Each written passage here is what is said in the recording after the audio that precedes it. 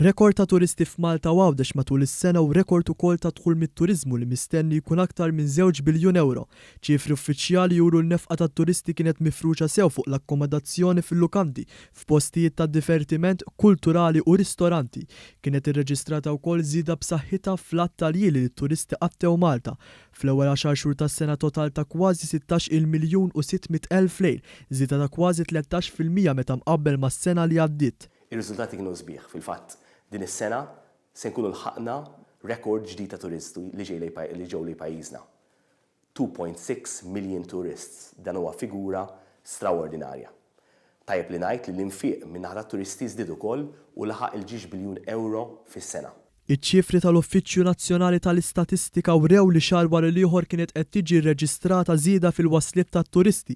Sinifikanti l-fatt li wasliet tat-turisti fix-xhur tradizzjonalment inqas biżla mis-sajf ġew aktar turisti minn Lulju tas-sena ta' qabel.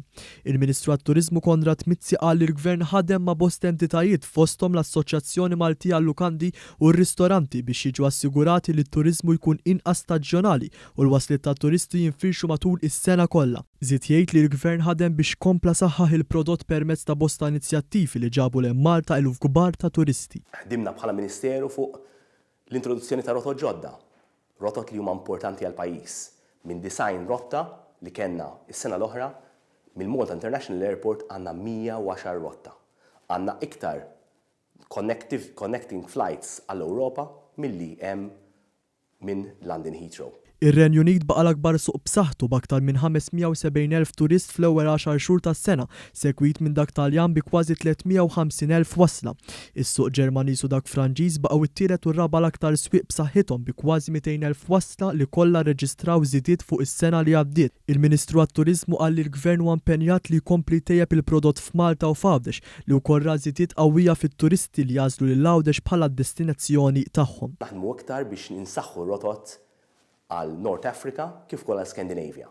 Dawn se jkunu proġetti u inizjattivi għas-sena d-dieħla. Dr. Mizzi żied jgħid li matul is-sena d-dieħla se tibda ħidma mal-kumpanija li tmexxi l-ajruport biex l-ajruport ikun aktar modern fosthom b'espansjoni fil-faċilitajiet tal-parkeġġ u aktar postijiet fejn jipparkjaw l-ajruplani. Għalli dawn huma kollha inizjattivi kritiċi għall pajjiż li qed jgħinu lis-settur biex ikompli jirreġistra tkabbir li huwa mutur għall-ekonomija ta' pajjiżna.